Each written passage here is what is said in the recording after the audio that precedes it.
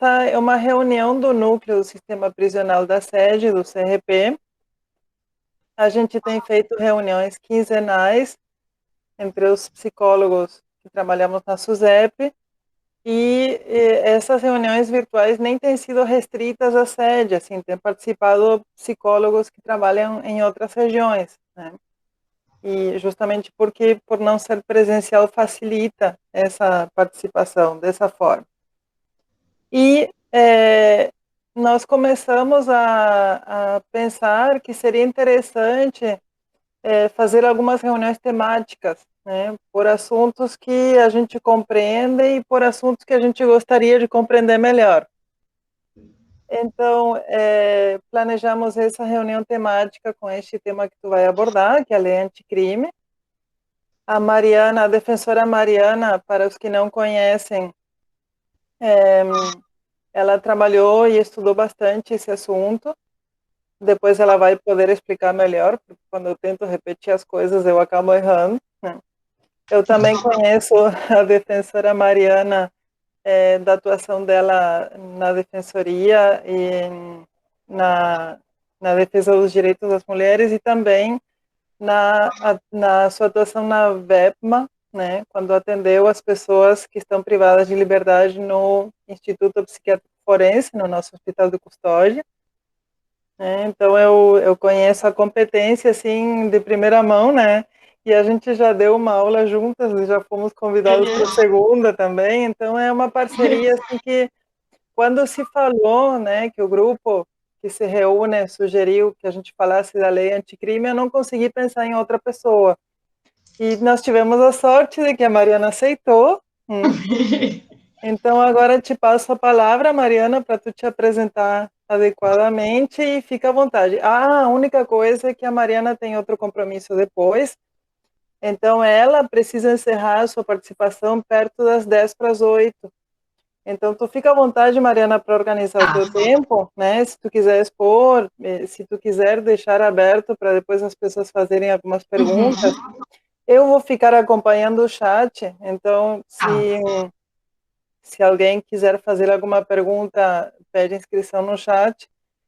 E eu imagino que talvez seja melhor deixar tu fazer a exposição e fazer as perguntas depois, porque talvez tu acabe respondendo na tua exposição alguma pergunta que a gente pensa em fazer. Tá? Então, toda a tua palavra.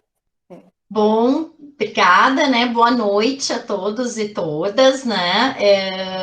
Queria agradecer a Mainar, né, de novo, pelas palavras, pela recepção, dizer que eu fico muito feliz por poder vir aqui conversar com vocês, né, nessa reunião, tratar desse tema, né? Acho que fica melhor, Mainar. Eu preparei aqui, eu anotei várias coisas aqui, eu acho que umas 4 partes, mais ou menos organizando as minhas ideias para falar sobre a lei anticrime, mas eu acho que fica melhor, então, de repente, ao final, né, de repente, se coloca no chat ali as perguntas para eu poder responder, porque aí, durante, ao longo da minha fala, talvez exatamente surjam, né, questionamentos que talvez eu ingresse ou não também, né, porque a gente sempre olha com outros olhos, né, cada um olha com seus olhos, vamos dizer assim, né, com a sua visão, né.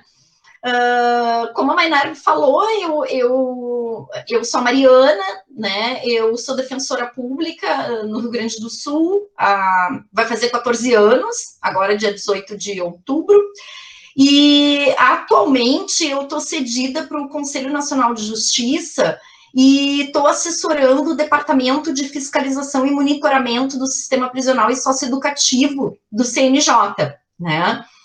Então, continuo trabalhando com a matéria, né? Eu estava, anteriormente a isso, eu estava classificada na 3ª Defensoria Pública especializada em execução criminal de Porto Alegre, né? Então, eu atendia, além do Hospital de Custódia, né? Na verdade, o IPF, né? Eu atendia também o semiaberto feminino, o semiaberto masculino em Porto Alegre, Miguel Dario, né? E atendia também parte, né, da modulada de Chaqueadas, tá? Então, mas na execução, em Porto Alegre, eu trabalhei em outros estabelecimentos também, como as penitenciárias as PECAS, né? Cheguei a trabalhar nas PECAS também, no semiaberto de Canoas. Então, eu vim, antes de eu chegar no CNJ faz um mês e pouco que eu estou aqui, também trabalhando nessa área, né? Eu estava atuando na execução, né? Academicamente, eu sou mestra em Ciências Criminais pela PUC, a minha dissertação de mestrado foi sobre o Presídio Central de Porto Alegre, na época, né, eu falei sobre a representação do sistema interamericano de proteção dos direitos humanos, que teve em relação ao presídio, e atualmente eu sou doutoranda em Ciências Sociais pela PUC, é para concluir até março do ano que vem a minha banca, porque eu estou no 4º ano, né? E aí, então, eu estou trabalhando, não a temática prisional, mas também vinculada ao judiciário e à violência estatal, que eu estou pesquisando a representação social da violência policial para a magistratura do Estado do Rio Grande do Sul. Esse é o meu tema da tese, né? Mas que não deixa também de ter vinculação a todas essas temáticas, né?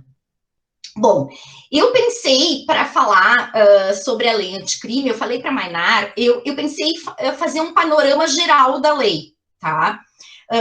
Porque a Mainar me falou que gostaria de pensar a lei anticrime nos seus aspectos relacionados à execução penal, né? E aí, então, eu fiquei pensando, né, de que forma eu poderia abordar isso. Por quê? Né?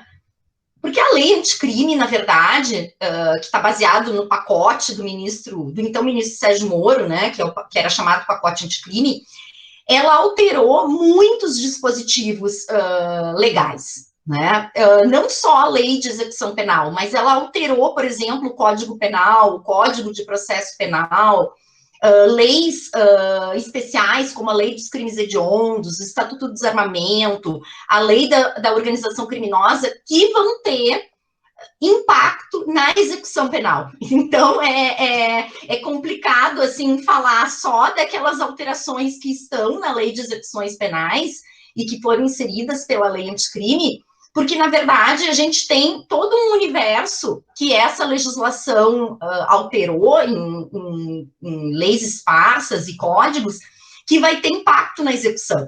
Então, eu pensei em fazer esse panorama geral, né, falando um pouco dessas alterações até no Código Penal que vão ter impacto na execução, para a gente pensar o viés dessa lei, né?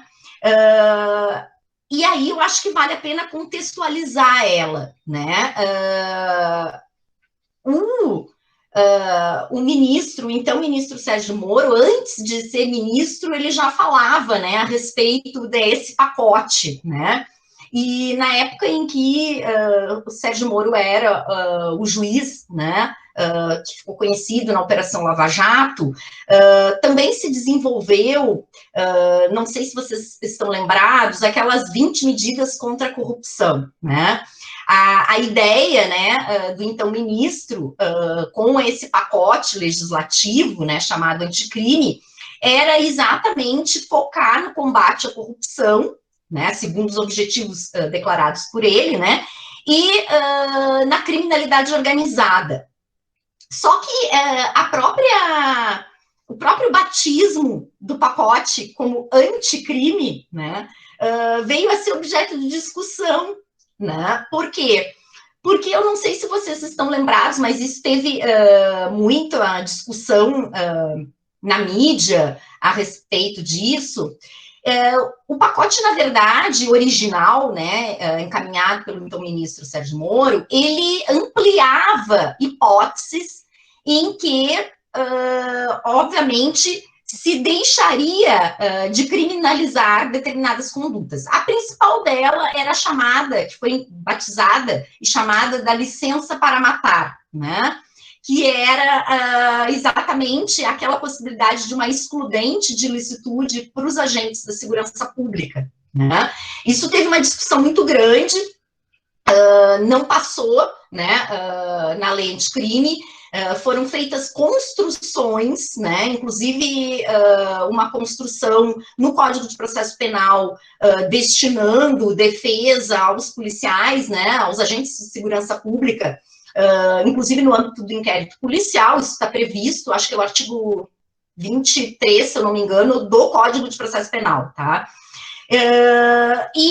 Isso teve debate no Congresso Nacional, teve ação do Fórum Brasileiro de Segurança Pública, de diversas outras entidades, né? Então, para que isso não passasse. Isso foi uma crítica muito grande que se fez, né? Como assim anticrime, mas, na verdade, ampliava, né, as hipóteses, né, de exclusão da responsabilização, vamos dizer assim, mas, obviamente, vinculada aos agentes estatais, né? Então, somente, né? Então, acho que isso é importante da gente colocar, até porque a lei anticrime vai alterar o artigo 23 do Código Penal, alterou, tá? Artigo 23 do Código Penal é o artigo que fala sobre a legítima defesa, né? Vai inserir um parágrafo aumentando a hipótese da legítima defesa, já estaria englobada, né? Mas para os agentes de segurança pública, no caso de repelirem agressão, no âmbito de uma vítima que fosse refém, por exemplo, né? Então, isso entrou, embora a chamada licença para matar não tenha ingressado, né? No âmbito da execução penal, eu acho que esses objetivos que eu falei eram os objetivos, então, declarados, né, pelo, então, ministro Sérgio Moro. Acontece que, quando nós formos entrar agora no impacto das disposições que foram alteradas no Código Penal e na Lei de Execução Penal, nós vamos notar que, no âmbito da execução, a lei anticrime, ela tem, na verdade, ela representa um grande retrocesso, primeiramente. Tá? Recentemente teve um evento na Escola da Magistratura no Rio de Janeiro que a pergunta era essa, né? Era o impacto da lei anticrime na execução penal, avanço ou retrocesso? E a pergunta foi respondida lá naquele evento como retrocesso, né? E por que retrocesso, eu digo? Porque no âmbito da execução penal, a lei anticrime, ela está focada no encarceramento, né? O foco dela é no encarceramento, e nós vamos ver por quê, né? Em vários dispositivos, eu vou falar um por deles, né? Ainda que seja de forma geral, né? E além do encarceramento, o agravamento das condições de aprisionamento. E isso é muito evidente no regime disciplinar diferenciado, né? E numa série de dispositivos vinculados aos presídios federais, né? E inclusive alterados na lei das organizações criminosas, né? Ou seja, a aposta, né, da lei anticrime é em encarceramento e em agravamento das condições de aprisionamento. Um impacto aí muito grande, eu acho que essa questão, eu vou falar mais adiante ali quando eu falar do RDD, que é o regime disciplinar diferenciado, que está na LEP, no artigo 52, especificamente sobre uma reportagem que saiu na UOL, eu acho que foi semana passada, né, porque nós tivemos aquele episódio do suicídio do Elias Maluco, em Catanduvas, né? E aí a UOL, ela fez uma reportagem com base em relatórios que foram feitos pela Defensoria Pública da União, né? Do impacto do regime que é imposto nos estabelecimentos, nos presídios federais, no que tange a ansiedade, depressão, suicídio, uso de medicação, enfim, uma série. Essa reportagem é bem interessante, assim, porque a UOL traz ali tudo aquilo que foi constatado nos relatórios da Defensoria Pública da União, assim, né? Então, traz essa discussão à tona, que é o que eu quero tensionar aqui com o agravamento, né, das condições de encarceramento, tá? Então, isso é bem evidente, assim. E eu acho que a gente fala em retrocesso, porque, primeiro, eu penso que a gente tem que contextualizar, assim, né? Em 2015, né, o Supremo Tribunal Federal, numa ação de descumprimento de preceito fundamental, número 347, que foi proposta pelo PSOL, né? o Supremo Tribunal Federal declarou o que a gente chama, baseado numa experiência da Corte Constitucional da Colômbia, o estado de coisas inconstitucional do sistema penitenciário brasileiro. Né? O que o Supremo disse lá? Né? Ele disse que não dava mais. Né? Em outras palavras, o que ele quis dizer é o seguinte: a situação é um horror, né? É a reprodução total de violência, de mortes, de ausência de assistência, gerando, em muitos casos, uma penalidade, né, degradante, desumana, né, ou seja, que viola tratados internacionais, né, de proteção dos direitos humanos, e que afronta o próprio texto constitucional e os próprios objetivos da execução, de acordo com a Lei de Execuções Penais, né? Então, o Supremo faz essa análise e, com base nesse instituto, ele declara o estado de coisas inconstitucional. E, a partir dali, ele traz algumas medidas que têm que ser efetivadas, porque se diz que a natureza dessa decisão é uma natureza de sentença estruturante, vamos dizer assim, né? Exatamente esse instituto foi desenvolvido na Colômbia para fazer com que os poderes públicos tomassem a rédea, né, das suas atribuições e viessem a efetivamente buscar uma solução racional e efetiva para resolver esse estado de coisas que viola uma série de direitos. Né? Isso foi em 2015, a partir dali se estabeleceu as audiências de custódia, por exemplo, em todo o país, exatamente para tentar, vamos dizer assim, fazer um fluxo dessa porta de entrada no sistema prisional, né? Seja nas prisões provisórias, né? Enfim, principalmente nas prisões provisórias, né? Ou seja, mas a gente sabe que o sistema continua, né, na forma posta, e eu costumo dizer, né, a população carcerária no Brasil, ela cresce em progressão geométrica, né, é um troço avassalador, assim, né. Mas o fato é que essa decisão está lá, o Supremo é uma medida cautelar ainda, ele vai julgar o mérito dessa ação ainda, isso significa que essa ação ainda está tramitando no STF, né. Mas isso tem um efeito, porque tem um efeito vinculante para todos os demais órgãos, e é a Corte Suprema dizendo isso, né?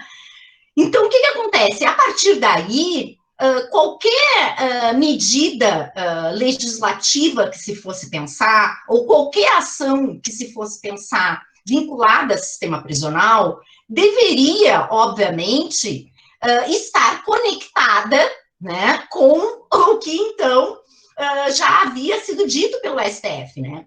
E a lei anticrime, no que tange ao impacto na execução, ela não está nem um pouco preocupada, né, vamos dizer assim, com essa declaração de estado de coisas inconstitucional do sistema penitenciário brasileiro, tá? Outra questão geral da lei, tá? A lei tem uma técnica legislativa, assim, muito ruim, né, de redação mesmo, né, e ela tem uma importação de institutos, né, ou seja, o juiz Sérgio Moro, ele tinha muita simpatia, vamos dizer assim, por institutos norte-americanos, né, então a lei, ela tem um influxo disso, né, não se conseguiu passar a plea bargain, que era o que ele tentava, né, que é o acordo, aquele maior, mas se passou o chamado acordo de não persecução penal, por exemplo, que vai ter impacto na execução também, porque ele vai ser executado nas varas de execução penais, né? Na verdade, vai ser executado na VEPMA, pelo que eu sei, porque parece que saiu no dia 2 de outubro, eu acho, uma resolução aí do TJ aí do Rio Grande do Sul já disciplinando isso, né? A execução da pena de multa, que passa para as varas de execuções criminais, agora também, né? A multa antes ia para a fazenda pública, né? Agora vem para o âmbito da execução, vai ir para a VEPMA, né? Vai se fazer a execução ali dentro mesmo, né? Não mais na vara da fazenda pública que se fazia, né? E também disciplinando esses acordos de não persecução penal, que é parecido com aqueles institutos que a lei dos juizados especiais criminais que a gente tem, né, que traz as infrações de menor potencial ofensivo, já previa, como a transação penal que a gente tinha, né? O acordo de não persecução penal também é nesse sentido. Mas eu acho que isso é importante da gente pensar, porque isso vai ter um impacto nessa legislação, assim, panoramicamente pensando a lei anticrime, né? Tanto que isso gerou um debate muito grande no Congresso e muitos dos dispositivos que foram aprovados pelo Congresso na lei anticrime não são originários do pacote anticrime do ministro Sérgio Moro, à época, mas de um pacote que havia sido apresentado pelo então ministro hoje do STF, Alexandre de Moraes, que era ministro da Justiça e Segurança Pública do governo Temer, né? Então, na época em que ele era ministro, ele também apresentou um projeto no Congresso Nacional, e parte dos dispositivos que ele tinha trazido naquele projeto estão englobados na lei anticrime. Ou seja, né, o então ministro Sérgio Moro apresenta o pacote, esse pacote ele é discutido no âmbito do Congresso Nacional, e aí, então, o Congresso traz o aporte desse outro pacote do Alexandre de Moraes, e aí faz essa... os bastidores, assim, é o que eu quero dizer, né? Faz essa composição para, então, promulgação posterior da lei anticrime, que sofreu alguns vetos pelo presidente Jair Bolsonaro, né? Vetos que ainda não foram trabalhados no Congresso Nacional, porque entrou a pandemia, eles iam trabalhar em março, mas porque a lei entrou em vigor no dia 24 de janeiro de 2020, né? Ela foi promulgada no dia 24 de dezembro de 2019, mas ela entrou em vigor, a lei anticrime, no dia 24 de janeiro de 2020. Então, esses vetos iam ser analisados pelo Congresso e ainda não restaram de análise, né? Se vão ser mantidos ou não, né? Porque o Congresso pode manter ou não, né? Enfim, então acho que isso é importante para a gente pensar o que está por trás da lei anticrime, né? Especificamente em termos de execução, por que eu volto àquilo que eu falei? Que o que eu enxergo na lei anticrime é retrocesso pela visão de encarceramento e de agravamento das condições de aprisionamento. A primeira alteração que eu acho que a gente tem que falar e que tem impacto na execução é uma alteração que foi feita no artigo 75 do Código Penal, e que aumenta o tempo de cumprimento da pena privativa de liberdade, né? A gente sabia que esse aumento era 30 anos, né? O teto era 30 anos, né? Claro que esse teto não era para cumprimento da pena privativa de liberdade, porque já se tinha uma súmula do STF dizendo que para fins de progressão, livramento era a pena total, né? Então, você tem 250 anos, né? Eu vou calcular em cima dos 250 anos, o que era um absurdo, né? Porque por trás disso, eu sempre critiquei essa súmula, nunca consegui levar, até recorri uma vez, porque por trás disso eu tenho uma prisão perpétua, né? Porque se eu tenho 300 anos de pena, eu nunca vou conseguir ter acesso a uma progressão de regime, a um livramento condicional, antes eu vou cumprir o tempo todo, né, de privação da liberdade no fechado, né? Enfim. Mas o fato é que houve esse aumento do tempo de cumprimento da pena de 30 para 40 anos, né? Então, isso tem um impacto, e uma das coisas que se critica muito no projeto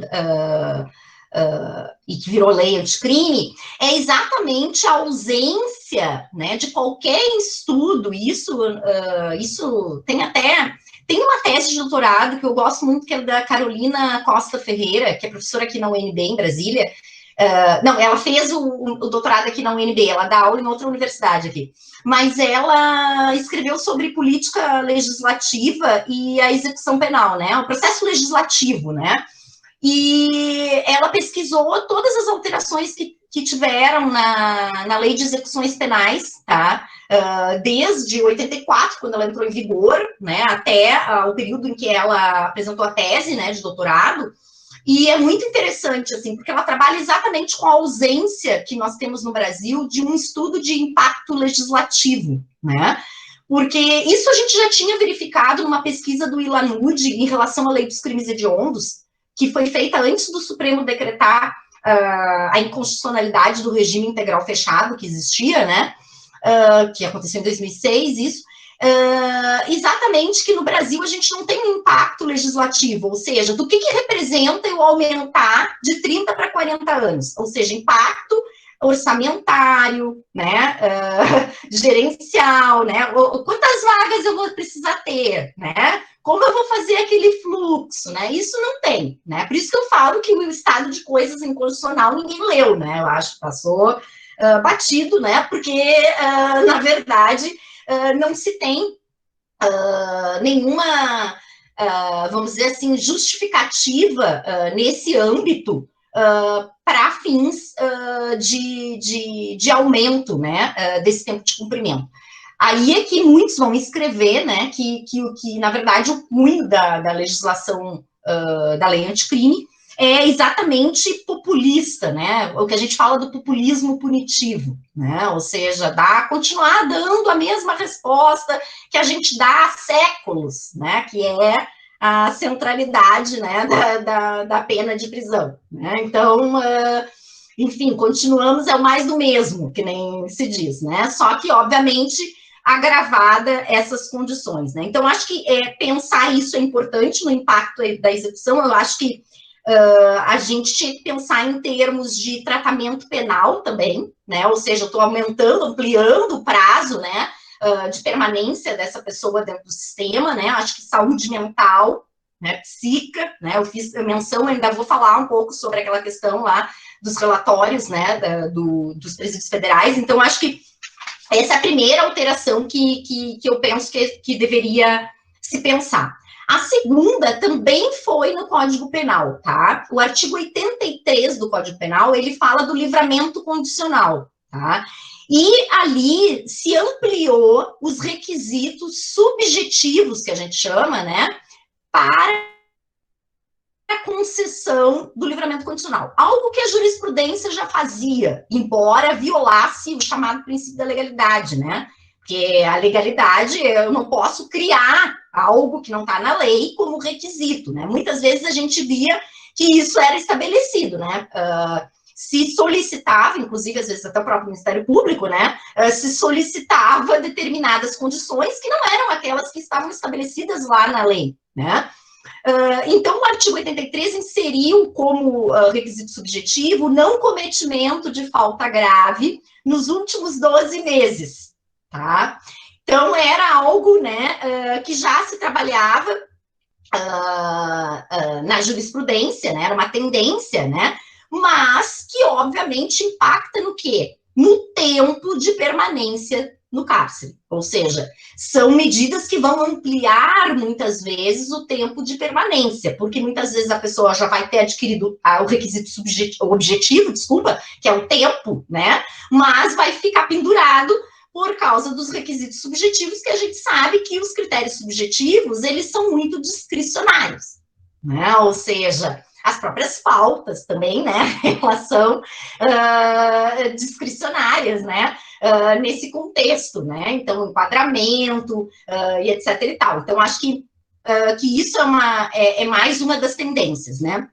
A execução da pena de multa, como eu falei para vocês, ela traz essa execução da pena de multa para dentro, agora, das varas de execuções, né, isso vai aumentar a demanda, né, de quem trabalha nas varas de execuções, tá, isso é, eu digo em termos de operadores jurídicos, né, porque é o Ministério Público que tem que propor, a defesa, né, vai ter que, obviamente, estar presente, então isso vai aumentar mais essa demanda, né, e vai trazer para dentro das varas de execuções uma parte que é uma parte do direito que é administrativa, né, é cível, ela não tem caráter penal, né, então vai trazer outra matéria para dentro desse contexto, né.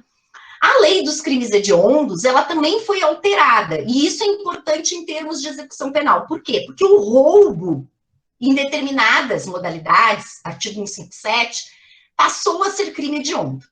E isso vai impactar, a gente sabe, nas progressões de regime, na concessão do livramento condicional, né? Ou seja, o roubo com restrição da liberdade da vítima, ou com emprego de arma de fogo, ou arma de uso restrito, passou a ser crime hediondo, né?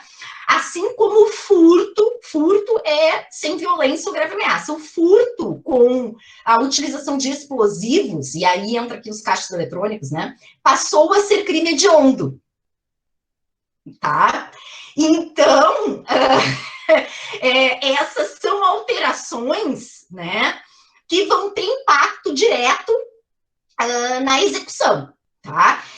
Teve uma tendência ali que foi importante, porque se alterou o Estatuto do Desarmamento, e aí, então, isso foi até uma lei mais benéfica aqui, né? Com a alteração do Estatuto do Desarmamento, e eu já vi decisões da doutora Sonali aplicando isso já, tá? Na execução aqui. A questão que se tinha em relação ao porte de arma de uso restrito, né? Tinha uma discussão porque ele tinha entrado na lei dos crimes hediondos, tá? E agora, com a lei anticrime, ficou estabelecido que é só o artigo 16, parágrafo 2º, se eu não me engano, que enseja, né? Deixa eu ver, eu anotei aqui.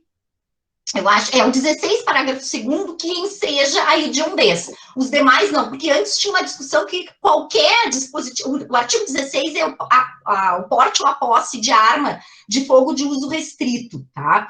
E ali ele tem parágrafos. Então tinha uma discussão que o Ministério Público entendia que tudo que estava, cada parágrafo e inciso relata uma conduta, vamos dizer assim, né? O Ministério Público entendia que tudo que estava ali era hediondo. Agora, com o pacote anticrime, se estabeleceu que não. É só o 16, parágrafo 2º. Então, isso é um aspecto até que vai gerar a retroatividade, né, da lei para beneficiar e que já está sendo pedido nas varas de execuções criminais, porque seria mais benéfico, né?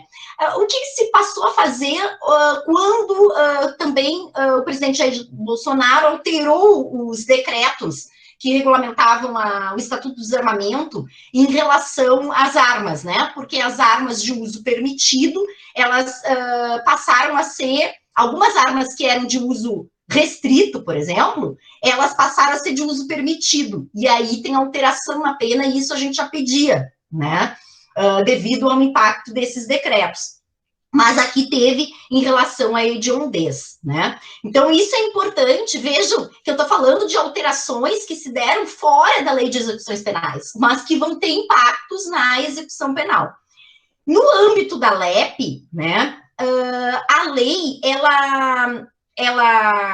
e mais ainda, uma coisa que eu tinha me esquecido do Código Penal, agora eu estava lendo aqui, nós tivemos uma alteração no Código Penal em relação ao roubo, né, que tinha caído o aumento da pena em relação ao emprego da arma de fogo. Então, a gente foi para os processos, vários processos, se era só com emprego de faca, a gente pedia. Isso foi alterado com a lei de crime. Agora, foi agravada, inclusive, a pena, né, para se acabar com essa questão. Então, isso se acabou, não tem mais como se pedir isso, tá? Né? Claro que só por aquele período ali, né? Mas as novas condenações agora, né, com base na nova lei, né? Então, vão ensejar essa questão, porque voltou a arma de fogo para dentro do Código Penal, né? Então, isso é importante falar, porque isso tem reflexo na pena. E por que eu estou falando isso, né? Pode parecer assim meio, mas por que ela está falando isso? É tão jurídico. Mas é porque isso tem impacto sempre na execução, no sentido de maior tempo de permanência dentro do sistema e, obviamente, de uma série de outros direitos que daí vão advir se a pessoa for condenada, né, por esse crime, tá? No âmbito da LEP, a primeira alteração que a gente pode falar, além da parte ali do banco, né, de perfis, que tem a ver com o banco com a coleta de perfil genético, né? Isso foi alterado já lá em 2006, né? A lei de identificação criminal ela foi alterada lá para a coleta do perfil genético, né? Eu, particularmente, acho aquela lei inconstitucional, já escrevi sobre isso até, né? Então, tá na internet, todo mundo tem acesso, né? Eu acho inconstitucional. Aquilo ainda está tramitando, tem ação no STF, mas ninguém declarou a inconstitucionalidade de nada. E aí, nesse meio tempo, o que veio? Se inseriu uma nova falta grave no artigo 50 do Código não, da LEP, que é a recusa, né, do apenado ou da apenada em se submeter ao procedimento de identificação de perfil genético, tá? Então, assim, vários dispositivos desses aos quais eu estou falando para vocês, existem ações tramitando no STF, tá? Inclusive a nossa associação, eu participei desse grupo, né, com sugestões. A Associação Nacional dos Defensores e das Defensoras Públicas entrou com uma ação direta de inconstitucionalidade no STF, inclusive questionando vários dispositivos da LEP, tá? A gente entrou com ação, né, tem legitimidade, a gente está discutindo, mas tem N outras ações. Tem ação da AMB, que é a Associação dos Magistrados Brasileiros, do MP, tem ação de tudo que é entidade para tudo que é lado em relação à lei anticrime, né? A AMB e o MP é mais especificamente vinculada à figura do chamado juiz de garantias, né? E também em relação ao arquivamento do inquérito policial, tá? Que foi alterada essa dinâmica, né? Mas nós estamos questionando esses dispositivos, né? Principalmente esse aqui, porque esse é inconstitucional, né? Ou seja, existe um princípio na Constituição que é o direito da pessoa não autoincriminar-se, né? Ou seja, tudo aquilo que depende que eu coloque, que eu faça um comportamento ativo, né? Inclusive fornecer, seja que seja minha saliva, né? Ou meu fio de cabelo, né? Tem que haver a concordância da pessoa, porque ela tem o direito de não autoincriminar-se, né? Ou seja, e aqui se transmutou isso, né? Não só se viola o direito, mas se transforma em falta grave, né? O exercício do direito, né? Ou seja, né? Eu vou exercitar o direito, mas eu estou praticando uma falta grave de acordo com a lei, né? Então, isso é uma das questões que enfim, né? Se na nossa ação se questionou, mas que está lá na LEP, né, e ainda não está suspenso. Esses dispositivos não estão suspensos. Foram poucos dispositivos que foram suspensos pelo STF, né, é o juízo de garantias, é o arquivamento do inquérito policial, é a questão da audiência de custódia, principalmente o parágrafo que determinava que se não realizada a audiência de custódia em 24 horas, a prisão era ilegal e deveria ser relaxada, isso foi suspenso, né?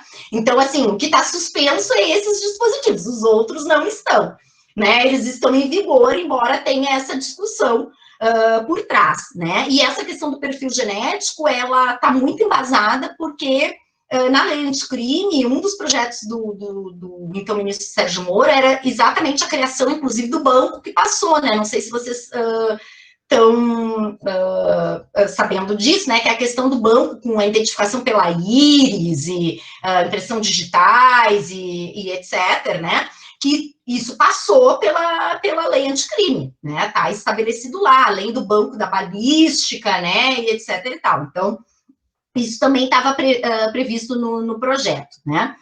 Bom, mais adiante no 52, tem o endurecimento do regime disciplinar diferenciado que eu falei, né? Ou seja, que acontece, então, aqui, né, o endurecimento disciplinar da prisão, né? Por quê? Porque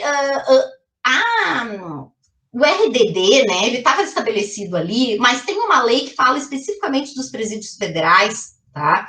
E um regulamento que determinava quem poderia ser transferidos para esses estabelecimentos, tá?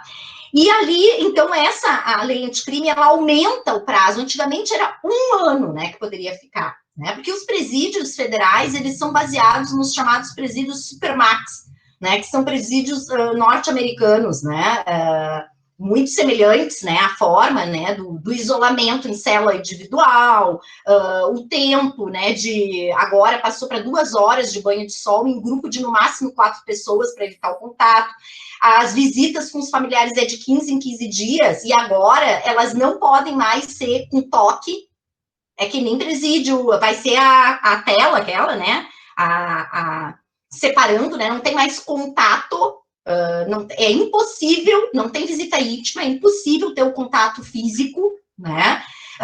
Todas as conversas vão ser rastreadas, né? Apenas do advogado que não. A correspondência ela pode ser violada, né? Ou seja, há um endurecimento, então por isso que eu estou falando, esse tempo ele passa para 2 anos, né?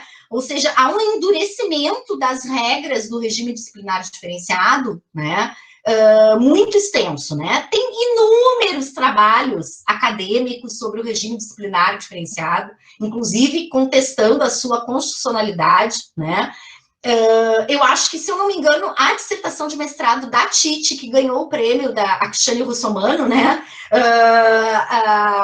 foi sobre o RDD, né, que ela trabalhou na dissertação de mestrado, né, porque no doutorado foi a questão da representação social da punição, né, para os agentes de segurança, né, do Estado, mas a dissertação de mestrado dela ganhou o prêmio do IBCCRIM, do Instituto Brasileiro de Ciências Criminais, e na época ela foi orientando, eu acho que do Salo de Carvalho até, e ela escreveu exatamente sobre isso. Então, tem N né, trabalhos acadêmicos falando sobre isso, né? Ou seja, e em relação aos presídios federais, eu falei para vocês dessa... Deixa eu ver se eu acho ela aqui, eu tinha botado ela aqui, deixado aberta.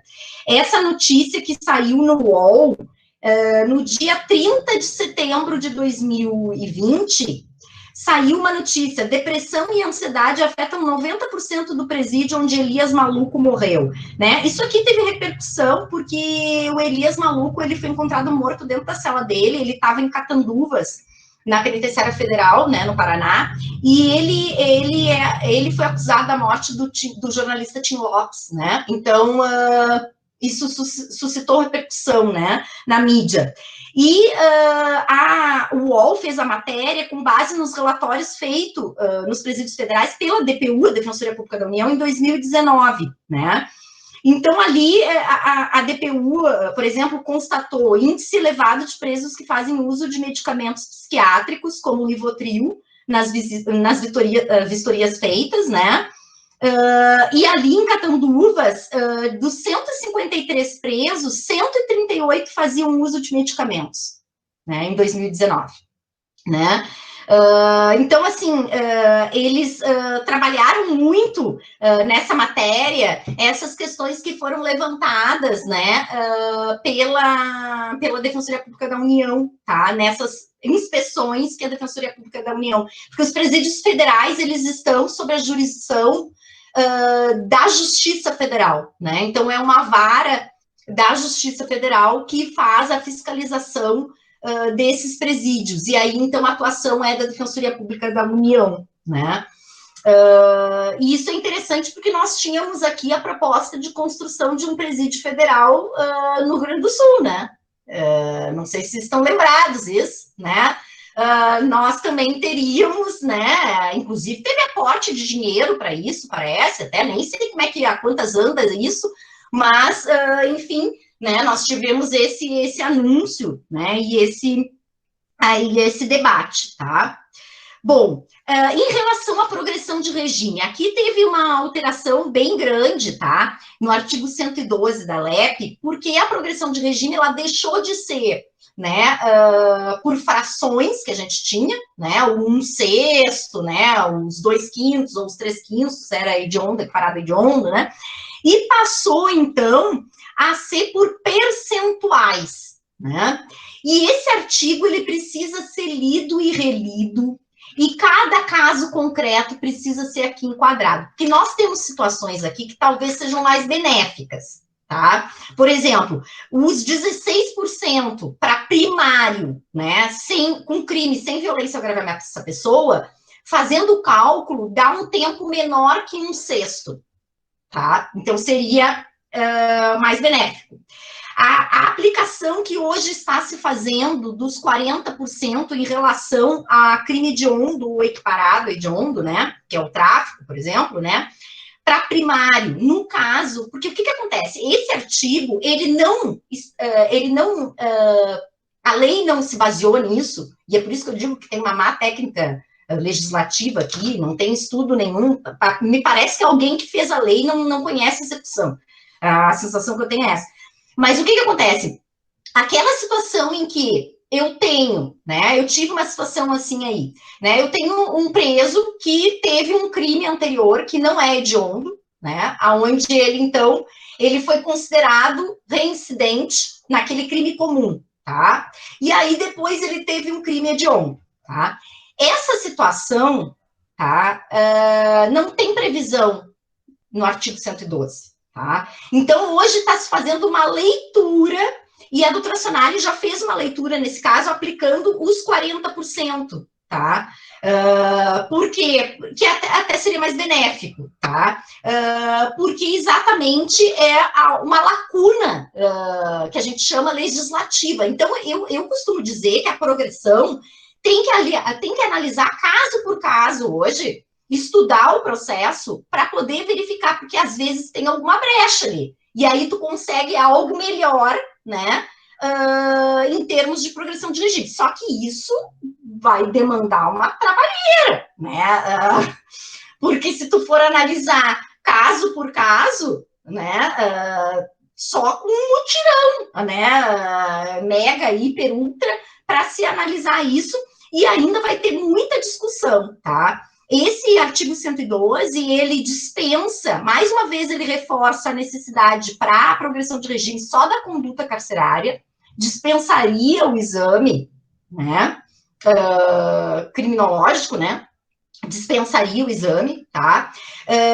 Ele retira o tráfico privilegiado, né, que é aquela minorante que a gente tem na lei de drogas, né, o 33, parágrafo 4, né, da hediondez, que já se estabelecia, né? Ele traz uma discussão hoje de que a vedação do livramento condicional para crime hediondo, né, é só em crime hediondo com resultado morte, tá?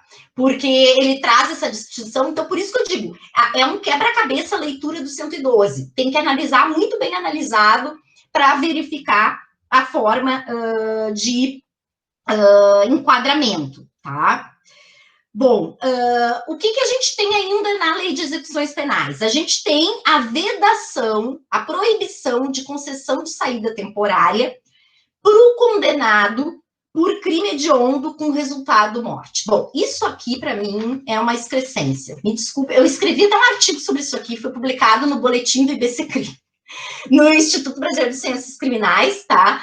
Eles fizeram uma publicação, uma edição especial da Lei Anticrime, e eu tive esse meu artigo publicado. Eu escrevi só sobre esse parágrafo da LEP, tá? Para mim é inconstitucional isso, não tem justificativa técnica, legal, jurídica, legislativa, que não seja, para mim, populismo punitivo, tá? Porque eu não... Primeiro eu queria que me dissessem, né, quantos presos nós temos, né, ou presas dentro do sistema prisional, que sejam condenados por crime hediondo com resultado morte. E por que eu escolheria essa parcela para vedar a saída temporária? Porque eu precisaria de uma justificativa, né? Não pode vir do nada, né? O dispositivo deveria ter algo que me indicasse que esse determinado grupo exige essa restrição para determinados fins. Mas quais os fins? Né? Fins do quê? Tu vai prevenir o quê? Né? Ou, por isso que eu não enxergo nada além do populismo punitivo e que tem impacto na execução, porque eu até costumo, no artigo eu até falo, vai gerar uma excrescência, assim, né? Vão ter pessoas, porque tu não pode, a lei não pode voltar para trás, né? Ela não pode retroagir, então, assim, eu vou ter pessoas que vão sair em saída temporária com o mesmo tipo, né, delito, outras não vão sair, né, porque entraram depois da lei, né, ou seja, então, completamente sem nenhuma justificativa. Ainda, alteraram a lei das organizações criminosas e inseriram que os condenados com base na lei de organização criminosa, eles iniciam o cumprimento da pena em presídio de segurança máxima, tá? Isso está estabelecido lá. E vedam, tá? Vedam a progressão de regime, o livramento condicional, e qualquer outros benefícios, está escrito assim, eu não gosto de benefícios, tá? Porque benefício, para mim, é direito, né? Benefício é uma benesse, uma concessão, mas está na lei benefícios, né? E outros benefícios, tá? Se houver prova, ou seja, trazem uma discussão para dentro da execução que não caberia, porque isso deveria ser feito no processo de conhecimento, né? Se houver prova que aquela pessoa continua vinculada à organização criminosa. Isso, para mim, eu não tenho nem palavras para dizer isso aqui, Porque isso aqui, para mim, é pior que o regime integral fechado, que foi declarado em 2006 inconstitucional pelo STF, né? Porque veda tudo, progressão, né? Isso é uma pena de prisão perpétua travestida, disfarçada, né? Ou seja, vai deixar o cara pendurado no pincel o tempo inteiro, né? Porque se tiver provas, ou seja, isso aqui para mim é uma excrescência. Eu espero, olha, espero mesmo que o Supremo Tribunal Federal decrete a inconstitucionalidade desse dispositivo aqui, porque eu não consigo pensar, né, nessa possibilidade, então, dentro, né, da execução penal, né? Então, assim, isso são algumas das alterações que teriam impacto, né? Fora isso, a gente tem ainda alterações aí no processo penal, tá? Que aí trazem outras coisas, né? Em relativo à prova, como cadeia de custódia, enfim, né? Alguns dispositivos, né? Também em relação aos julgamentos colegiados que hoje se estabelece para essas grandes organizações, né, que são várias, a possibilidade de mais de um juiz, né, acho que, não sei se vocês já ouviram essa discussão, os juízes sem rosto, enfim, que tem, né, em outros, tem isso, está dentro do pacote de crime, né, mas eu acho que o que é importante a gente pensar é nesses dispositivos que foram alterados, que estão lá, né, nessa ausência de diagnóstico, de impacto, né, e é por isso que eu digo assim, né? Eu vejo, né, que o mote da lei anticrime em relação à execução penal é o encarceramento, é o agravamento do encarceramento. Vamos dizer assim, eu acho que está cada vez mais evidente, né, a natureza neutralizadora, né, que se busca hoje com a pena de prisão, né, porque tratamento penal, me desculpa, passou batido, né, de todas essas disposições aqui, porque a gente está vendo no agravamento dessas condições de aprisionamento e cada vez mais apostando, né, na pena de prisão. Então, acho que tem um agigantamento aqui, né, dessa máquina, né, que nem o Zaffaroni fala, né, de moer gente, que é o sistema prisional, né, e um reforço, né, um reforço a esse estado de coisas que já foi declarado inconstitucional, né. Então, acho que, assim, em âmbitos gerais, assim, que eu queria trazer para vocês, né, eram essas pontuações em relação às alterações que tiveram, né, na lei de execuções penais. E aí eu estou aberta aí, Mainar, né, se, né, quiserem fazer perguntas, enfim, né, deixar esse espaço para a gente trocar ideia também, né, enfim. Brilhante exposição, assim, né, superou as expectativas que já eram altas. E o pessoal, aqui no chat, o pessoal só anotou, fez vários comentários, mas assim, de pergunta, alguém pediu o link do artigo, que eu tentei dar uma procurada e não achei, mas depois tu me passa por e-mail e eu repasso. Né? Porque o IBCCRIM deixou aberto essa edição do boletim, é o boletim do IBCCRIM, tá? Não, eles deixaram aberto. Aquela matéria do UOL, aquela. Isso. Do UOL também eu passo. Isso. As outras aqui. Eu achei e coloquei os links aqui no chat mesmo, né? E um comentário que a colega Pauline fez e que faz pouco tempo a gente recebeu uma determinação do DEPEN para preencher uma tabela com o nome e o diagnóstico psiquiátrico, né?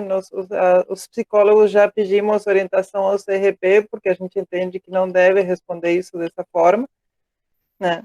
Números, em todo caso, mas nomes não, né? Mas a Paulina se pergunta se será que isso não tem a ver com esse aumento na dureza da execução, enfim. Né? Mas esses foram os comentários que eu vi aqui no chat, então eu acho que deixo aberto para tu comentar mais alguma coisa ou para o pessoal perguntar mesmo, e aí... Ou quiser debater, né? Esse formulário é para quê? É dados relativos para quê? Eles não explicaram, eles só colocaram assim saúde mental e Covid, né? Então é aquele coringa assim que serve para tudo, parece, né? Mas não Não explicaram, e é antiético, né? A gente não pode fornecer diagnóstico sem um consentimento, e isso não foi considerado, enfim, né? Uhum. Mas chamou atenção esse pedido, assim, para Sim. quê? Né? Essa parte de dados, ela está sendo bem potencializada, como eu falei dos bancos, né? Uhum. Então tem uma parte aí, tanto do perfil genético, como a questão daquele banco, que agora eu não me lembro, é multi, tem um nome, é multi... Como é que é? Multi não sei o que, o tal do banco, que é esse que tem a íris, a impressão digital, biometria, né, uma série de coisas, assim, então tem uma ampliação aí, até, eu não sei, esse debate, eu acho que ele foi muito, eu acho que ele até foi muito frágil na mídia, né, em relação a essa questão, porque tem aí uma forma de controle muito evidente, assim, né, bem biopolítica, vamos dizer assim, né, de controle, assim, né, da população, né, evidente, e isso não se debateu muito, e isso passou, né, então tem essa formação aí, desses bancos aí com esses dados, né, e a preocupação do que, bom, né, de qual uso vai se destinar a esses dados, né, enfim, então isso é bem é, é, é bem preocupante, assim, né, nesses termos, assim, né, e isso passou pela lei anticrime e a questão dos bancos genéticos, ela está prevista na lei de identificação criminal, mas ela está inserida na LEP, né, e agora mais ainda, né, potencializada ali na falta grave, né, então, com certeza, ao que eu sei, me parece que até em alguns, eu desconheço no Rio Grande do Sul, eu não sei, tá, isso eu não sei, mas eu sei que em outros locais já tem muito recolhimento de perfil genético, assim, acontecendo no sistema prisional. Né? E aquele artigo é interessante da LEP porque ele fala em crimes violentos, né? É algo assim que a gente não tem definição, porque não existe isso, não tem algo que nos diga o que é, entendeu? Então ele abre uma porta assim, né? Muito grande, assim, né? A partir dali, né? Isso eu me lembro que eu escrevi lá em 2006 ainda, né? Sobre isso, porque foi quando a lei entrou em vigor, né? E eu até fiz um comparativo, não só da inconstitucionalidade, mas eu fiz que era quase que uma repristinação da criminologia positivista teológica, né? É algo, assim, muito presente, assim, né? No conteúdo dessa disposição, assim. Mas, enfim, isso é bem preocupante, vai... E, bom, esse dispositivo em si, a ANADEP está na nossa ação, né? Esse também da lei das organizações criminosas que eu falei também, né? Vários dispositivos. A gente tem um grupo lá, uma comissão de política criminal penitenciária, que eu faço parte também, e a gente fez a proposição de vários dispositivos, cada um pegou um, né? Para auxiliar na DEP, que aí em Assembleia Geral votou, e aí encaminhou para um escritório de advocacia para entrar com essa ação, que eles ingressaram já e está tramitando no STF. Só que isso demora muito tempo, né? O regime integral fechado, ele demorou quantos anos para ser declarado em constitucionalidade? Muitos anos, né? A lei dos crimes hediondos é de 1990, né? Ou seja, né, em 2006, o Supremo declarou a inconstitucionalidade do regime integral fechado. E o que isso impacta na execução, né? A pesquisa do Ilanud nos diz que muito da superlotação carcerária no Brasil, ela veio do regime integral fechado na lei dos crimes hediondos, porque também não se teve qualquer estudo de impacto disso, orçamentário, legislativo, né? No âmbito do sistema, né? Então, ali também se teve essa explosão, né? E eu não sei, eu tenciono a dizer que esses dispositivos aqui, para mim, também tem essa evidência aí de gerarem isso futuramente, né? Eu nem sei o que dizer, né? É, Aliás, teria tanta coisa para dizer, mas eu estou percebendo assim que nós temos ainda mais uns 10 minutinhos, né? Se tu esticar uns 15, então eu prefiro passar a palavra para as pessoas que estão, as outras pessoas que estão te assistindo, Sim. para que aproveitem assim para um diálogo contigo, seja comentários, perguntas, tal. Que a gente se fala toda hora, né? Pode perguntar, Luciane. Tá sem áudio. Agora. Olá, boa noite. Boa noite. Boa noite a todos os colegas. Boa noite, Mari. Bom te ver. Oi, boa noite, Lu. Tudo bom? Como é que tá o calor aqui? Tá muito calor? Meu Deus, tá um calor aqui, eu tô suando. 34 graus. Tô sabendo, acompanhando. Bom, bem legal te ouvir. Tô aqui muito para te ouvir também, porque essa é uma curiosidade e atravessa o nosso trabalho por inteiro, né? Diariamente. Porque uma das causas da ansiedade e das questões psíquicas que as presas, os presos apresentam tem a ver com o cumprimento da pena. Quando vão embora, quando vão receber visita, como que vai ser, né? Enfim, quanto tempo vão ficar. E a gente tem que lidar, saber um pouco disso para lidar com essas questões e poder aplacar um pouco essa ansiedade e jogar o foco para outras questões que são importantes da vida delas, né?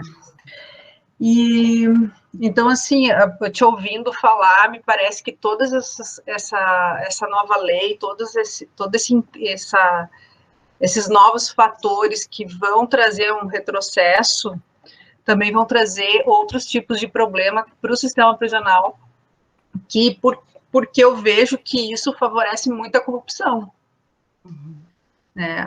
De que maneira, por exemplo, tu falou das visitas, né? De que maneira que essas pessoas vão ter contato com os familiares, ou enfim, de que maneira que elas vão ter acesso às coisas que elas têm hoje, que minimamente falando. Então, isso é grave, porque minimamente quem não entende nada de sistema prisional, né? Enquanto a gente devia estar num outro caminho de buscar a liberdade, a saída do desencarceramento, a gente está justamente criando um elefante branco maior do que ele já é, que é o sistema prisional. Né, justamente tornando isso uma máquina quase que muito mais forte do que ela deveria ser e quase que como um processo inerente ao desenvolvimento humano. Em algum momento vai se passar por ali. É muito louco, é muito, muito triste para a nossa sociedade brasileira. Mas, assim, eu queria esclarecer uma pergunta específica, que é a questão do cálculo que se faz. Uhum. Porque ali, pelo menos no meu trabalho direto no Instituto Penal, elas ficam pouco tempo ali para sair. Uhum. Mas está vindo muitas iniciando o cumprimento de pena no regime semiaberto. Uhum. E aí, então, o cálculo era 1/6, né? Sim. E agora é por porcentagem. Como é que se faz isso? Só para a gente ter essa noção, né, do que dizer, do que falar, enfim, e aonde a gente pode procurar melhor essas informações. Tá. A primeira coisa que eu acho que tem que olhar é quando se deu essa condenação dela, né? Porque, na verdade, né, o que vai acontecer, né? A gente só vai aplicar esse artigo se ele for mais benéfico, vamos dizer assim, se ela sai antes, né? Por isso que eu falei que tem que analisar o caso concreto, né? Para olhar ali e ver, né? Porque daqui a pouco, então, tu pede o efeito, né, anterior, tem que verificar quando se deu a condenação, né? E a partir dali, porque ela pode ter sido condenada num período e iniciado o cumprimento da pena só depois, né? Então é por isso que eu digo que tem que analisar o caso, né? Porque aí tu só vai aplicar o 112, né? Para quem restou condenado depois, né? Que ele estava vigente, né? Vamos dizer assim, né? E se não, do contrário, né? Para quem está naquele período anterior, tu vai buscar o anterior se mais benéfico. Às vezes esse daqui vai ser mais benéfico, como eu falei. Se é primário, e o crime é sem violência ou grave ameaça, por exemplo, os 16% que esse artigo novo exige, ele é menos que 1/6, fazendo o cálculo. Então, aí eu vou pedir essa progressão, porque é melhor para ela, né? Então, por isso que eu falei que o 112 é um quebra-cabeça. Tu vai ter que pegar o caso específico, né, da pessoa para poder analisar aquilo que melhor se enquadra para ela. Só que isso gera uma ansiedade, eu só imagino, absurda, porque aí eu não tenho certeza, tá, mas quando é que eu vou sair? Né? Porque eu quero saber quando é que eu vou sair. Antes eu sabia, eu tinha um tempo, né, lá que eu contava, né, sabia que não, né, eu precisava do requisito, a conduta carcerária, e ok, agora, como a gente vive essa interpretação, porque isso gera interpretação também. Eu vou ter que fazer toda uma interpretação, pedir lá para o juiz, o Ministério Público provavelmente vai dizer que não é aquilo ali, né? E aí o juiz vai decidir se é ou não é. Por isso que eu falei, a doutora Sonari tem decidido já, nesses casos, que é reincidente, mas não reincidente em hediondo, né? Tem um hediondo e um anterior que é comum, ela tem concedido a progressão em 40%, que é mais benéfico, tá? Que é um inciso que tem ali, já tem decisão dela, mas aí é decisão da Sonari, né? Então, vai depender do entendimento dos magistrados também, que é essa outra questão, porque eu vou fazer uma argumentação pedindo, e aí vai passar pelo Ministério Público e vai para o filtro do juiz, né? E aí, claro, se o juiz não der, aí tu pode recorrer para o tribunal. Só que aí no tribunal também vai ter que ter uma harmonização lá entre os desembargadores de como estão interpretando isso, né? Se eu não me falha a memória, esses 40% parece que já tem decisão no TJ aqui, tá? Concedendo, né? Nesse sentido. Mas é isso gera uma ansiedade, por isso que eu te falei, vai ser difícil de poder dizer para elas, porque tu vai ter que olhar para a lei e fazer um cálculo ali para ver o que é. Né, primeiro verificar quando se deu essa condenação, para ver se não é caso de a lei anterior ser melhor, né, e aí então pedir a lei anterior, ou se a lei nova tem alguma brecha que dá para enquadrar, né, mas vai ter que analisar caso a caso, e isso vai gerar muita instabilidade, com certeza. E Mari, por que elas já não têm isso como uma informação meio que obrigatória por parte do judiciário? Porque, assim, uma coisa é elas entrarem no sistema sabendo assim, eu vou ter que cumprir 10 meses, vou ter que cumprir 3. Isso muda completamente. É para ter no seu, né, Luciane? É para tê-lo no seu, tá? O seu teria sido atualizado o programa, tá? A versão dele, para já os dispositivos da lei anticrime, tá? Então, a princípio, era para constar ali do seu, só que aí a gente sabe que tem esse problema, porque é o cartório que fica alimentando, né? Então, aí, então, tem esse problema também de alimentar ali, né? Mas era para ter, por exemplo, já no seu, né? Era para ter essa informação lá, poderia se ter lá estabelecido já, né? Ali só tem a bolachinha dizendo que ela já cumpriu. Eu não observei no seu se tinha. É uma funcionalidade que eu acho que foi mês passado que eles inseriram no seu. Né? Eles inseriram essa funcionalidade para adaptar ele aos dispositivos da lei anticrime. Talvez seria bom dar uma olhada. Né? Eu não estou olhando, né? Faz um mês e pouco que eu estou aqui, mas eu tenho essa notícia pelo próprio CNJ, né? Que o CNJ disponibilizou essa notícia dizendo que ele tinha inserido no seu já os dispositivos da lei anticrime. Né? Então, a princípio, de repente, pode ser que lá tenha, né, já essa... Agora, eu não sei como é que o cartório aqui está fazendo, porque o cartório aqui já tinha uma dificuldade muito grande de poder digitalizar todos os processos, né? A gente sabe disso, né? Dar conta disso tudo aí. Então, essa inserção de dados também vai depender muito também da forma e da leitura, né, que o magistrado faz. Por isso que eu digo, né, e essa é a grande... Eu sempre falo, né, que a execução penal, eu sempre digo isso, né, quando eu dou aula de execução, né, que execução penal, cada vara de execução penal é um feudo, eu falo, tá? Por quê? Porque tem as suas regras, né? Por quê? Porque quando a lei, ela te dá margem à interpretação, né? vai gerar uma discricionalidade. E a gente pode ver, tem juízes de VECs regionais que pensam diferente da VEC de Porto Alegre, né? Então, Novo Hamburgo é um exemplo disso, né? Novo Hamburgo pensa diferente da VEC de Porto Alegre, né?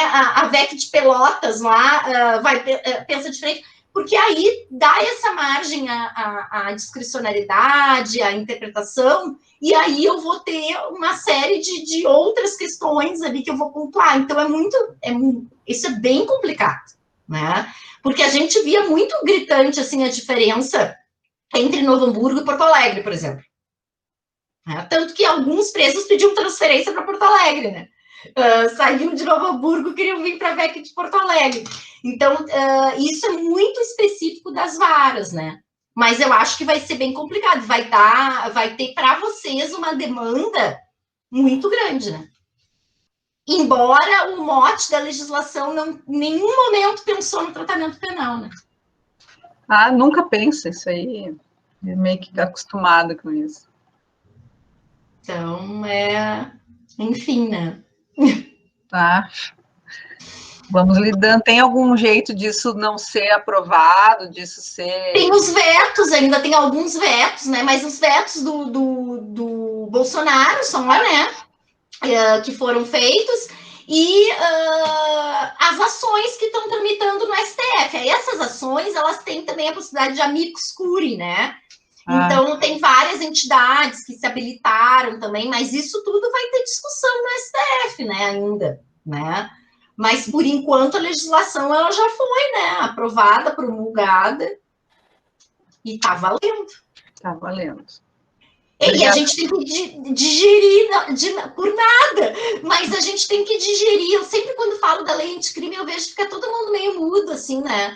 Porque parece que tu tem que digerir, assim, porque eu costumo dizer que a gente ficou discutindo a licença para matar, o pessoal ficou focado na licença para matar, e vinha vindo uma avalanche de coisa que ninguém se deu conta. E o troço veio, assim, entendeu? Então, assim, né, se ficou muito estabelecido nisso, foi positivo, porque a oposição conseguiu fazer passar o juízo de garantias, né, a cadeia de custódia, não entrou a licença para matar e tal, mas, né, a gente teve esse impacto na execução que, para mim, foi muito horrendo. Foi muito ruim, né?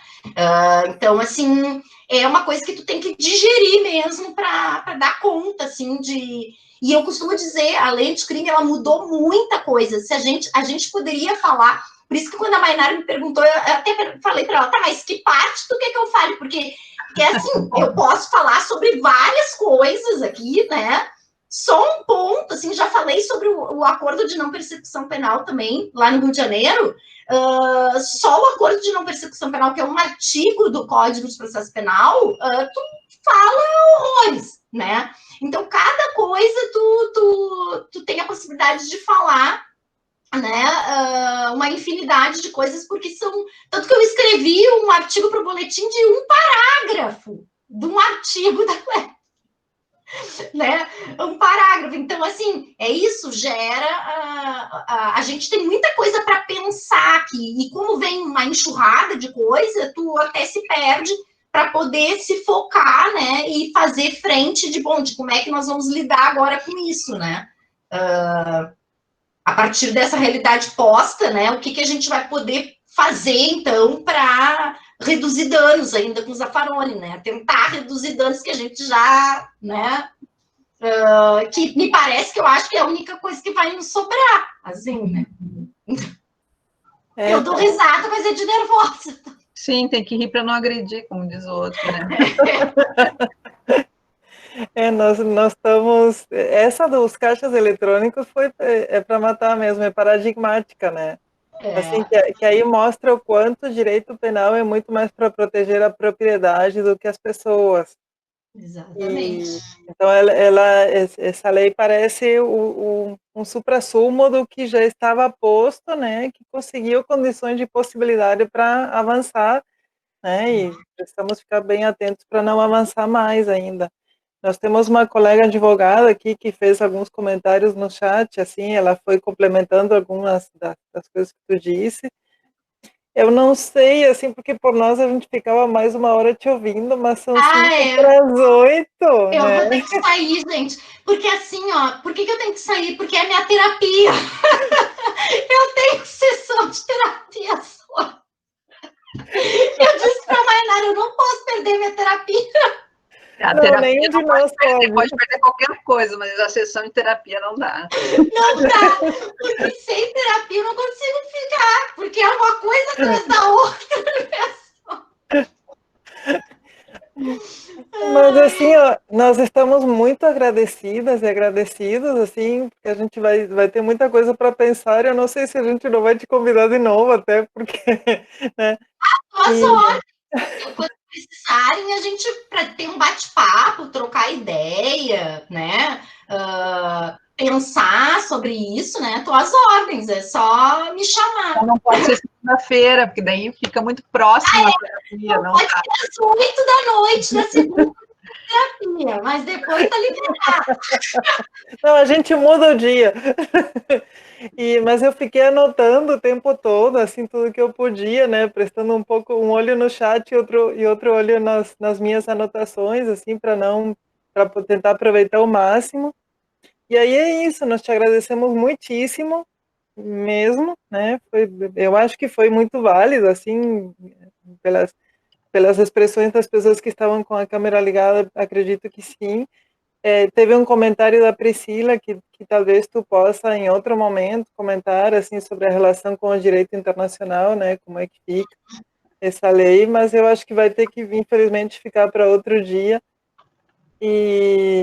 Bom, muito agradecida, né? Eu Realmente, que assim, agradeço o convite e foi tô às ordens, né? Quando quiserem, depois a gente pode me enviar também, Mainar, qualquer coisa, alguma pergunta, e aí eu te mandei já a reportagem da UOL para Sim, o eu já WhatsApp, coloquei aqui. Uhum. né? E aí, então, qualquer coisa, eu estou à disposição para a gente poder pensar e discutir também. Se quiser me mandar alguma coisa pelo WhatsApp, aí eu mando a resposta também, né? E fico muito feliz de poder participar, assim, e trocar essa ideia, né, com vocês aí que estão na ponta, né, do sistema, né?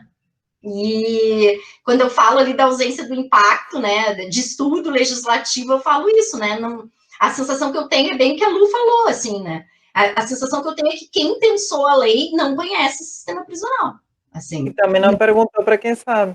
Exatamente. E não perguntou para quem sabe e não se embasou, né? Porque é absurdo, assim, a série de coisas que vem é absurdo, assim. Então, quando a gente não conhece algo, né?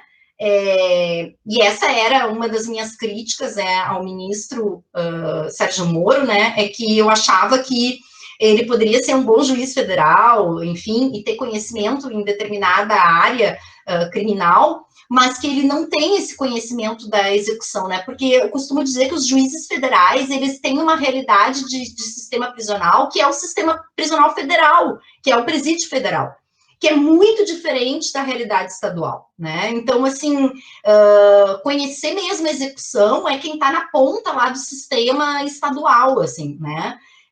Porque tu entra num presídio federal, ele não vai ter o cheiro de um presídio estadual, né? É outra estrutura, né? É outra composição, a quantidade de presos, né? Ou seja, não tem toda a problemática que envolve o sistema prisional estadual, né? Então, assim, essa para mim é a percepção que eu tenho, assim, realmente não teve esse aporte, né? Que me parece que é fundamental aí, né? Nessa matéria, né? Principalmente pelo que a gente já viu e está cansado de ver quem trabalha na ponta, né? E nem preciso dizer aqui, né? Não só quem está na ponta, mas organismos internacionais, internos, comissões, enfim, né? O Brasil aí, eu acho que a colega que fez a pergunta, né? Cheio de condenações, né? Medidas cautelares no sistema internacional, né? Enfim, né, tanto na comissão interamericana, na corte interamericana, quanto no sistema global em relação à ONU, né? Então a gente tem demandas, né, de mais diversas, assim, e parece que isso não tem o impacto que deveria ter. Então, estou às ordens, à disposição. Muitíssimo obrigada, brilhante a tua exposição, assim, foi muito acertado te convidar, acredito. Obrigada. Muito obrigada e boa terapia ali. Obrigada. Tchau. Tchau. E aí, pessoal, então não saiam ainda, né? Me deem mais uns minutinhos. Eu sei que a Estrela saiu, né? Mas eu queria ver com vocês como é que foi esse encontro. Nós temos uma pessoa de Minas Gerais, né? Porque como ainda tinha vagas, eu divulguei num grupo do sistema prisional de outros estados também. E aí eu queria ver com vocês como é que foi essa reunião e também lembrar que nós vamos ter o evento, que é no dia 27 de outubro e no dia 3 de novembro, né? Depois vai ser divulgado direitinho, mas só para lembrar vocês que vai ter esse evento, né? Então agora sou todo ouvidos, né? Como é que vocês acharam? Como é que vocês estão com esse encontro, enfim?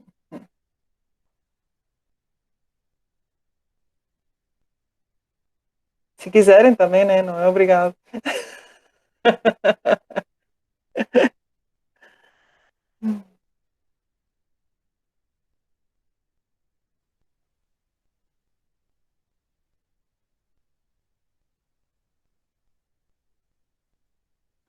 Bom, pelo silêncio, então eu estou entendendo que...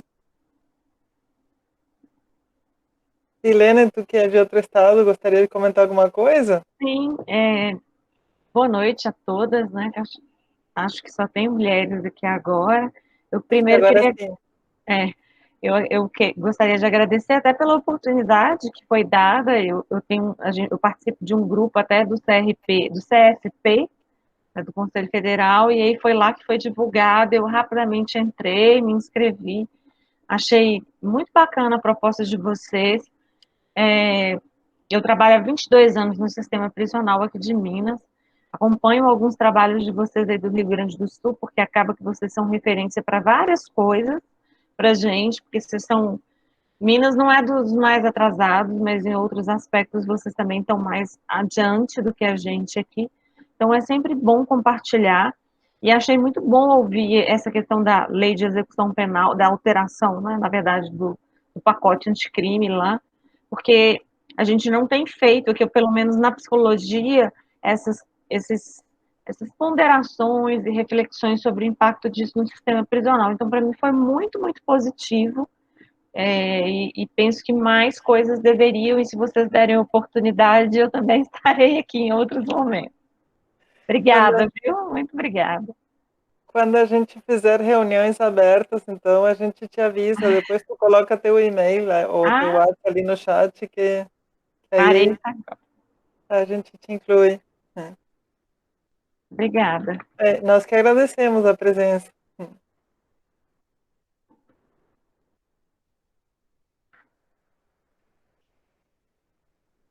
Então, pessoal, né, se ninguém mais quiser comentar ou perguntar nada, a Priscila está dizendo que gostou, mas não está querendo falar. E vocês perderam a apresentação da Justiça Restaurativa, que não estava na reunião passada, né? Ah, não, mas o que eu ia dizer sobre o evento é que daí a gente não vai ter a nossa reunião daqui a 15 dias, primeiro porque era essa parte que eu tinha que falar, que o CRP vai fazer um pequeno recesso, eu acho que são 5 dias, porque tem uma atualização do sistema de informática que é federal mesmo, né, que todos os CRs têm que fazer, e cai justo, a nossa reunião cai dentro daqueles 5 dias. Mas como a gente vai fazer o evento pouco depois do dia que seria o dia da reunião, eu já me antecipei e digo, não tem problema. Falei na plenária, a gente não faz a reunião naquele dia, porque vai ter o evento no dia 27, que eu vou te avisar, Vilene. E E aí, então, a gente não vai ter reunião daqui a 15 dias, por causa disso, por causa dessas duas coisas. Tá? E eu já fiz a inscrição no curso de Justiça Restaurativa, tem um catatal de coisas para ler, que a gente falou na reunião passada. Eu não sei como é que eu vou fazer para ler tudo aquilo, tem aula já começando. Mas, enfim, eu consegui, graças a Paulinha atenta, que me ajudou a lembrar que tinha inscrição, que estava fechando, que não sei o quê, ficou me atendendo pelo WhatsApp, que eu não consigo, que não, mas tenta, tal, e consegui fazer a inscrição, então eu vou fazer o curso, pelo menos esse curso de introdução teórica, né? E aí...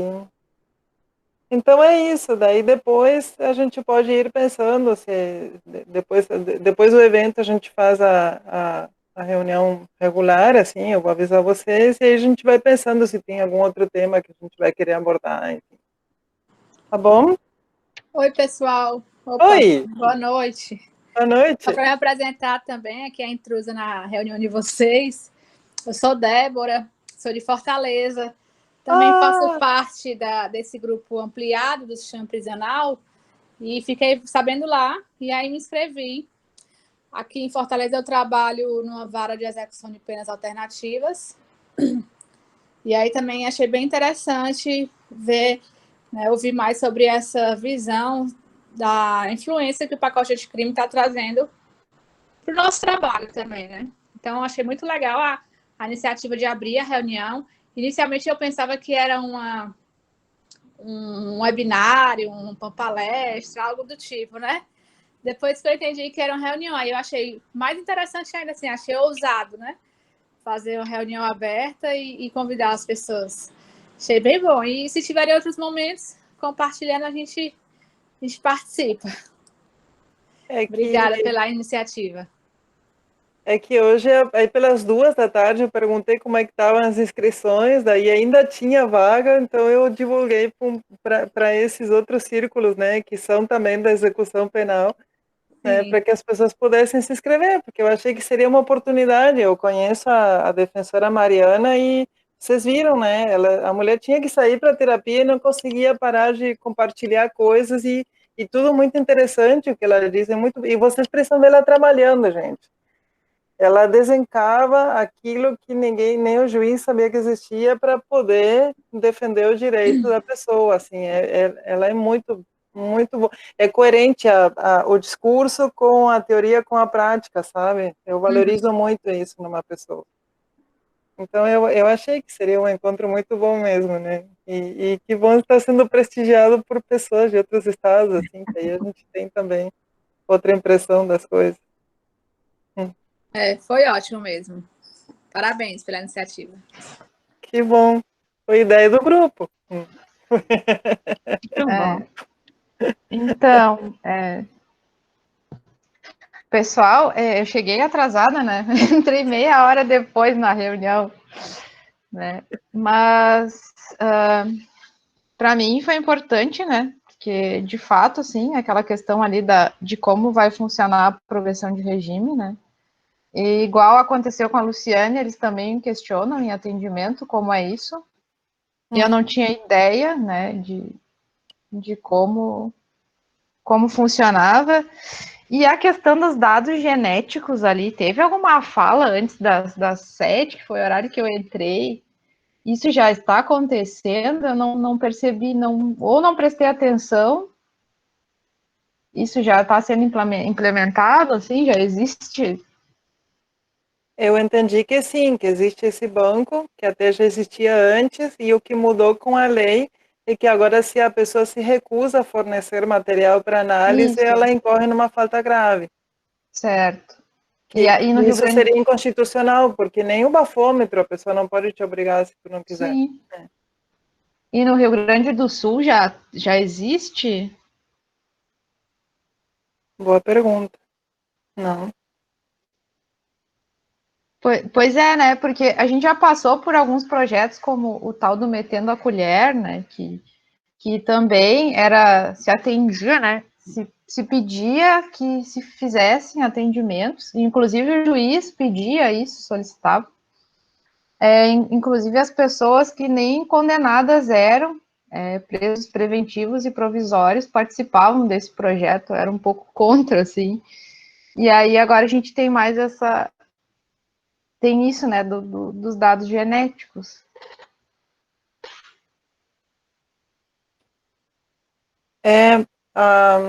Eu não sei se tu estava também na parte que ela comentou, eu acho que tu já estava, assim, né, sobre o DPEM pediu para quem é de outros estados, que deve ter chegado para vocês também, pediu uma tabela, né, com os diagnósticos psiquiátricos e o nome, né. Aliás, hoje a presidente da Comissão de Orientação e Fiscalização me disse que eles estão elaborando a resposta para isso, tá? Claro, a gente fez um arrazoado e eu passei para eles, mas eles precisam adaptar pela parte técnica mesmo e vocês não têm ideia da chuva de demandas que chega para o CRP, né, nesses tempos de pandemia, né? Então, eles se atrapalharam um pouco, mas eles vão responder. Até me fizeram mais perguntas hoje, porque tem coisas assim que para nós é evidente, mas para quem é de fora nem é tanto, né? Então, eu respondi mais umas perguntas e acho que eles já vão responder nos próximos dias. Que por enquanto a gente pode dizer que nós consultamos o CRP e que o CRP está analisando, né? E aproveitando para dar esse retorno.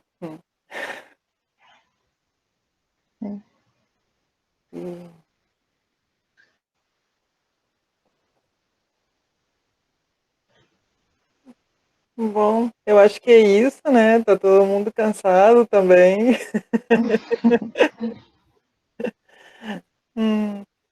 A gente se vê, então, no dia 27, né? Vocês vão receber a divulgação direitinho, né? E procurem também, como sempre fazem, convidar os colegas, enfim, as pessoas que podem se interessar, né? Acho que vai estar bem boa essa mesa, né? No dia 27, Vilene e Débora, a gente convidou o Pedro Paulo Bicalho, a Adriana Eco e a Márcia Badaró, né, para falar sobre, sobre a atuação do psicólogo nesse contexto, assim, que está se discutindo polícia penal, essas coisas, né. E eu ainda estou precisando de uma psicóloga que atenda em unidades de saúde para o dia 3, para conversar junto com o Marden, né. Então, né, não sejam tão tímidas. Não vamos deixar só o Marden e eu, né? Eu nunca trabalhei em unidade básica de saúde prisional, mas trabalhei na divisão de saúde, tudo bem, eu me defendo, mas a ideia era eu mediar e não ficar falando pelos outros, né? Que tem muitos mais saberes do que eu. Eu trabalhei 2 anos, né, na unidade de saúde prisional de Rio Grande. Então, tu não te anima? Mas eu não sei o que... Não sei, de repente alguma... É que o interessante seria alguém que esteja atuando agora nesse contexto de Covid, né? Não é. Porque quando a UBS passou a ser uma gestão plena municipal, nós acabamos saindo, né? Éramos eu e a assistente social Camila, né, da Silva, trabalhávamos. E em 2018, se não me engano, passou, né, a ser gestão plena e nós saímos. Tá. Mas me ajudem a conseguir alguém que faça esse diálogo. Não é uma coisa complicada, assim, a pessoa contar a experiência, contar como é que está sendo o trabalho. Sim. Tá? O que estão fazendo, o que se consegue fazer, o que entende que se precisaria fazer, enfim. Eu também vou botar uma pilha, assim, em algumas pessoas que eu conheço, mas, né. E outra coisa que eu lembrei agora que eu queria dar retorno para você. Não, já falei da planilha aquela do DPEM. Mas então, acho que o pessoal já está saindo, assim, né? Sim. E acho que Agradeço de novo, né? Isso, conversa com a Daiane Juí, Karina. Tá.